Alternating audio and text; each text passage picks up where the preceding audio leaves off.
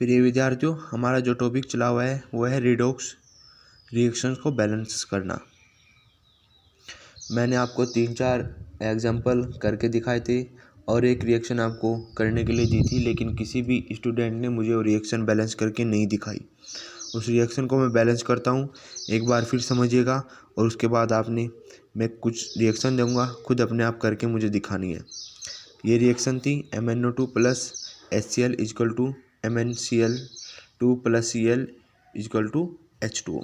इस रिएक्शन को हमें बैलेंस करना था। अब यहाँ देखिएगा, ना H पॉजिटिव है ना OH नेगेटिव है, यानी कि ना तो ये अम्लीय माध्यम में हो रही है अभिक्रिया और नहीं क्षारीय माध्यम में। ये आपकी अभिक्रिया उदासीन माध्यम में हो रही है। तो आपको सबसे पहले क्या करना है, मैंने इसके रूल्स लिखवाए। स्टेप फर्स्ट में आपने ऑक्सीकरण और अपचयन अर्ध अभिक्रिया को छांटते हैं। तो यहाँ से हम इस MnO2 में Mn की ऑक्सीजन संख्या ज्ञात करते हैं।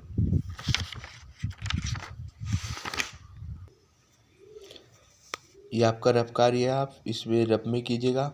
तो आप Mn की ऑक्सीजन संख्या ज्ञात करेंगे तो +4 आएगी, +4। फिर इधर Mn की निकाल ली तो दूसरी साइड भी Mn की निकालनी, तो यहाँ पर आपकी Mn की ऑक्सीजन संख्या +2 आएगी। तो यहाँ पर +4 और यहाँ पर +2। ऐसे इधर Cl की निकालते हैं तो दूसरी तरफ भी आपने इस Cl की निकालनी है। तो यहाँ आप जैसे आप Cl की निकाल लेंगे तो यहाँ पर आपकी Cl की आएगी -K1। फिलहाल आप निकाल के देखना, -K1 आएगी। और इधर Cl की 0 होगी। मैंने लिखवाया था कि अगर कोई तत्व है या यौगिक है, तत्व है या अणु है, उसकी ऑक्सीजन संख्या कितनी होती है, 0 होती है। अब यहाँ पर Cl 2 है तो आपने Cl इधर भी 2 करने पड़ेंगे और इसकी -1 थी तो अभी हो जाएगी -2। अब यहाँ देखते हैं किसका ऑक्सीकरण हो रहा है और किसका अपचयन हो रहा है। अब यहाँ पर +4 है, ऑक्सीजन संख्या इधर कितनी है, +2। तो ऑक्सीजन संख्या में क्या हो रही है, कमी हो रही है। तो जब ऑक्सीजन संख्या में कमी होती है उसको बोलते हैं अपचयन। तो ये क्या कहलाएगी, आपकी अपचयन अर्ध अभिक्रिया। अब यहाँ पर -2 है और इधर कितनी है, 0। तो ऑक्सीजन संख्या में वृद्धि हो रही है, तो ये क्या कहलाएगी, ऑक्सीकरण अर्ध अभिक्रिया। अब यहाँ पर इलेक्ट्रॉन को बराबर कर, इलेक्ट्रॉन देखते हैं किधर कितनी कमी है। यहाँ पर 2 का अंतर है तो 2 इलेक्ट्रॉन इधर जोड़ते हैं, यहाँ पर भी 2 इलेक्ट्रॉन का अंतर है तो 2 इलेक्ट्रॉन इधर जोड़ते हैं।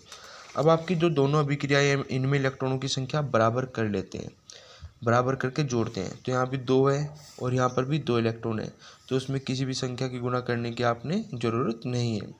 तो दोनों को जोड़ते हैं तो ये आ जाएगा Mn, क्योंकि 4 ऑक्सीजन संख्या इसकी, Mn 4 पॉजिटिव। यहाँ आपका 2 आप स्टार्टिंग में लगा दो तो 2Cl, Mn 2 पॉजिटिव और Cl। फिर इनके जो संगत अवयव है उनके साथ, अब Mn के साथ ये Mn आपने कहाँ से लिया था, O2 में, तो ये लिखेंगे MnO2 प्लस, अब यहाँ पर Cl के साथ 2 लग गया तो ये आपका 2HCl हो जाएगा और MnCl और Cl।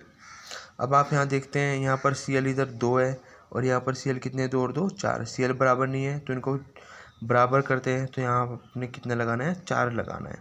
तो यहाँ पर MnO2 plus 4HCl equal to MnCl2 plus Cl2 और 2H2O। इस प्रकार आपकी रिएक्शन ये बैलेंस होती है। अब आपके सामने ये 2 रिएक्शन है, एक ये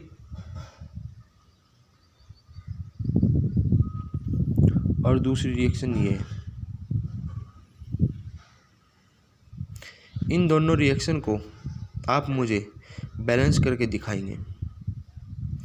देखो विद्यार्थियों, अगर कोई कार्य आप स्वयं नहीं करेंगे, जब तक उस कार्य को आप स्वयं नहीं करेंगे तो आप पे वो कार्य नहीं आएगा।